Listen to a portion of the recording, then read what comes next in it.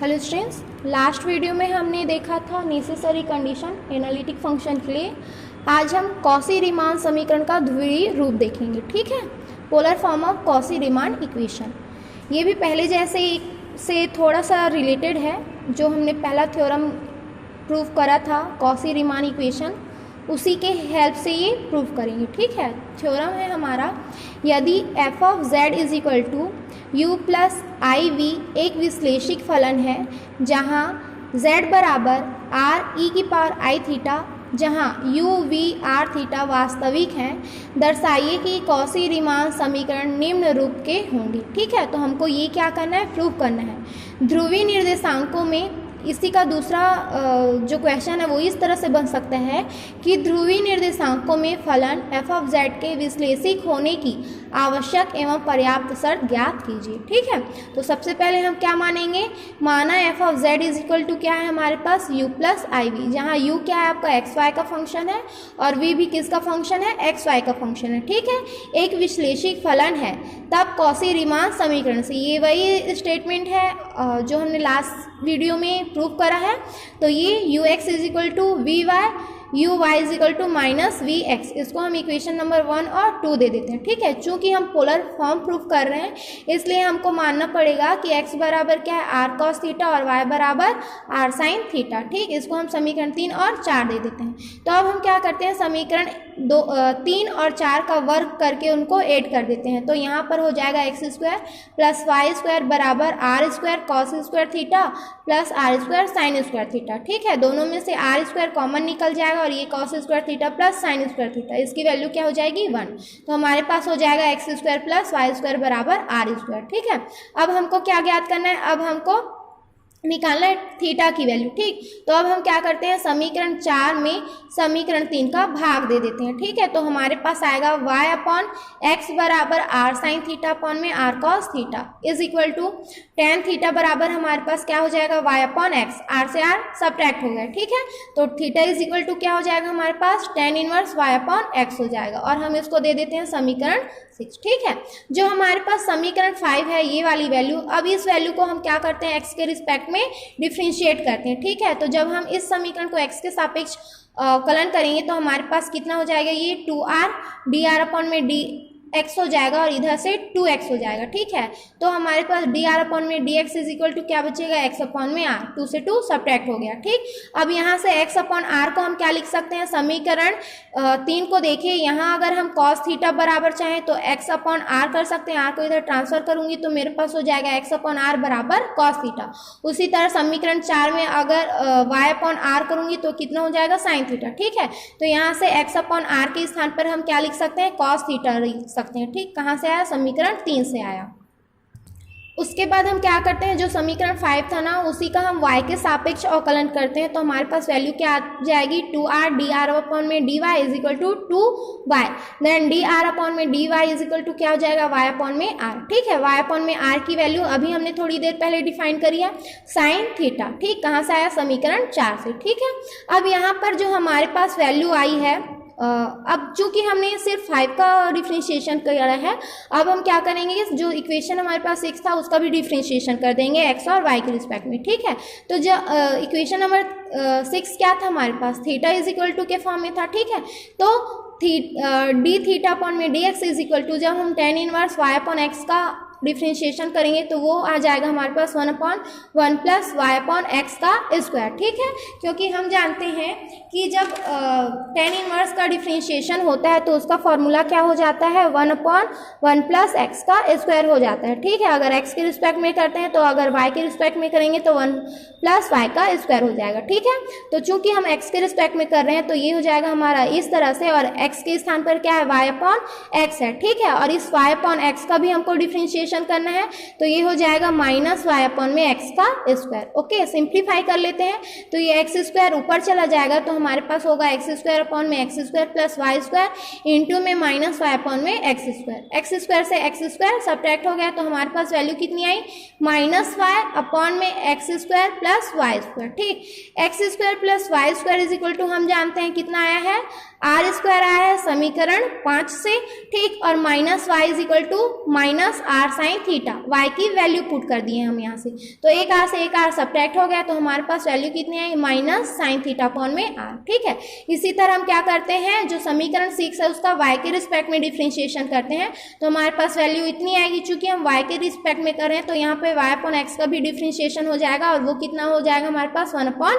X हो जाएगा। Simplify कर लेते हैं, यहाँ से एक्स स्क्वायर ऊपर चला जाएगा, तो हमारे पास होगा एक्स स्क्वायर अपॉन में x square plus y square into में 1 अपॉन एक्स। ठीक है, एक्स से एक्स सब्ट्रैक्ट हो गया, तो हमारे पास वैल्यू आई एक्स अपॉन में x square plus y square. यहाँ से एक्स की वैल्यू पुट कर दी है आर कॉस थीटा, और x square plus y square की वैल्यू आर स्क्वायर। ठीक है, इज इक्वल टू हमारे पास आया कॉस थीटा अपॉन में आर। ओके, अब चलते हैं हम साइक्लिक रूल में। ठीक, अतः अब हम लिख सकते हैं जो डी यू अपॉन में डी एक्स है उसको हम लिख सकते हैं डी यू अपॉन में d r into d r upon में d x plus d u upon में d theta into d theta upon में डी एक्स। ठीक है, चूंकि हमको d u upon d r की वैल्यू नहीं पता, डी आर अपॉन में डी एक्स की वैल्यू पता है, तो इसकी वैल्यू हम क्या करेंगे, पुट करेंगे।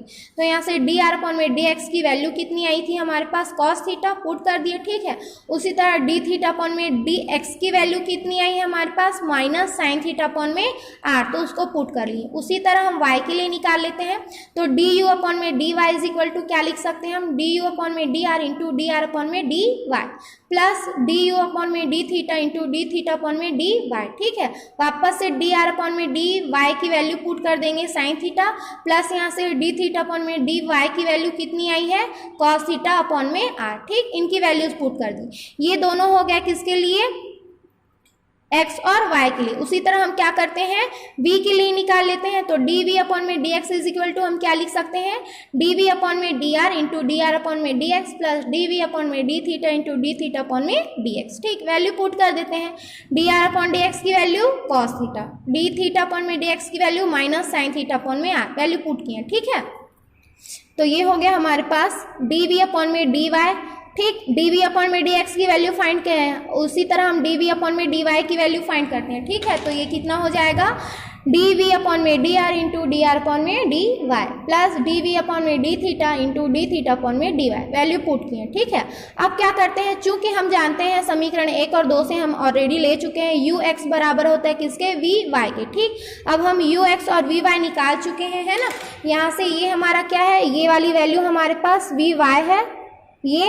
ठीक, उसी तरह हमारे पास यू एक्स क्या था, हमारे पास ये वाली वैल्यू थी, ये वाली वैल्यू हमारे पास कितना है, यू एक्स है। ठीक है, तो वैल्यू पुट करते हैं भाई यहाँ पे, तो कितना हो जाएगा, वैल्यू पुट करने पे डी यू अपॉन में d r cos theta minus d u upon में d theta sine theta upon में r is equal to d v upon में d r sine theta plus d v upon में d theta cos theta upon में r. इसको equation number a दे देते हैं। उसी तरह समीकरण 2 से यू वाई बराबर वी माइनस वी एक्स। ठीक, इसकी भी वैल्यूज यहाँ पे पुट कर देते हैं, तो इतना आया।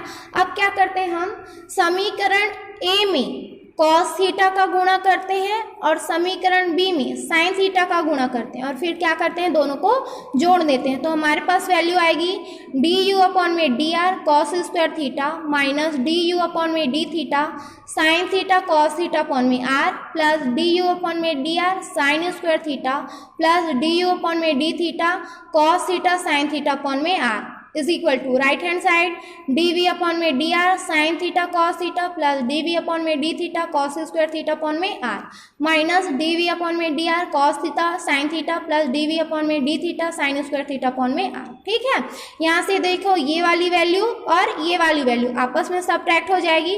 उसी तरह यहाँ से ये वाली वैल्यू और ये वाली वैल्यू आपस में सबट्रैक्ट हो जाएंगी। हमारे पास क्या बचेगा, डी यू अपॉन में d r cos square theta और यहाँ से डी यू अपॉन में डी यहाँ से डी यू अपॉन में d r sine square theta. ठीक, दोनों में से डी यू अपॉन में डी आर कॉमन है, निकाल लेते हैं बाहर, तो हमारे पास अंदर क्या बच जाएगा, cos square theta plus sine square theta, इसकी वैल्यू 1 हो जाएगी। उसी तरह यहाँ से, ठीक है, यहाँ से 1 अपॉन आर कॉमन निकल जाएगा, cos square theta plus sine square theta की वैल्यू 1 हो जाएगी।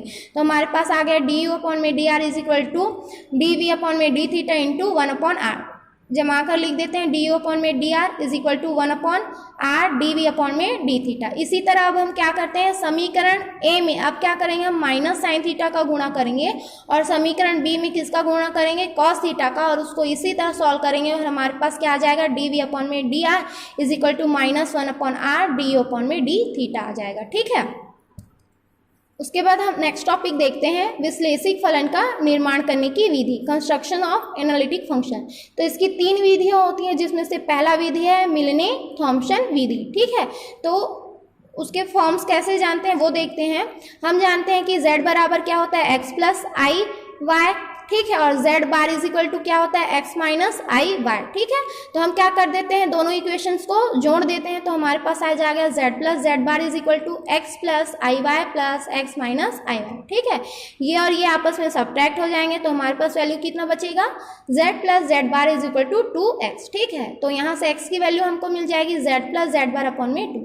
इसी तरह हम दोनों इक्वेशन को क्या कर देते हैं, सब्ट्रैक्ट कर देते हैं, तो हमारे पास आ जाएगा z minus z bar is equal to x plus i y minus x minus minus plus हो गया आई वाई। ठीक, यहाँ से ये वाली वैल्यू और ये वाली वैल्यू सब्ट्रैक्ट हो जाएंगे, तो हमारे पास वैल्यू कितना बचेगा, 2i वाई। ठीक, यहाँ से हम y की वैल्यू फाइंड करेंगे, तो हमारे पास कितना आएगा, z minus z bar upon में 2i। ठीक, अब क्या करते हैं, सिंस हम जानते हैं कि w बराबर क्या होता है, f ऑफ z, और f of z is equal to हम क्या लिख सकते हैं, u प्लस आई वी, है ना, और f of z is equal to, चूंकि ये u किसका फंक्शन है, x और y का फंक्शन, उसी तरह ये v भी x और y का फंक्शन है। ठीक, यदि हम मान लें कि z बराबर क्या है, z बार है, तो वैल्यूज हमारे पास यहाँ पर x और y की वैल्यूज फाइंड कर देते हैं। ठीक है, तो u x की वैल्यू क्या हो जाएगी, z प्लस जेड बार हो जाएगी इस कंडीशन से। ठीक है, तो ये हो गया z प्लस जेड अपॉन में 2।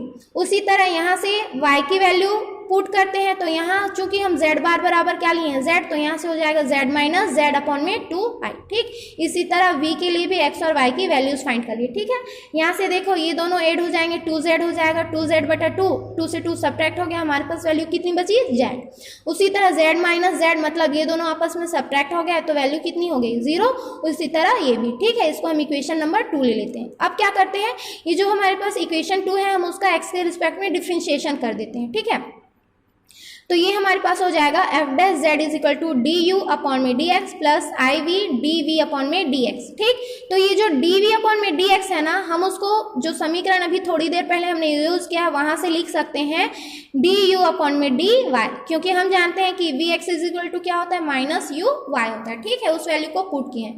देन चूंकि ये फंक्शंस आपके किसके हैं, जेड के ही है ना, स्टार्टिंग में ही f of z is equal to लिखा है। ठीक, तो हम इस फंक्शन को और किस तरह से लिख सकते हैं, डी यू अपॉन में d x is equal to 5 x y, यहाँ से एक्स वाई की वैल्यू पुट कर दी है। ठीक है, उसी तरह डी यू अपॉन में डी वाई को 5 2 x y is equal to 5 2 और जेड वाई, मतलब एक्स वाई की वैल्यू पुट कर दी है। ठीक है, तो अब ये जो वैल्यू है उसको हम कहाँ पे पुट करते हैं, समीकरण 3 में पुट करते हैं। ठीक है,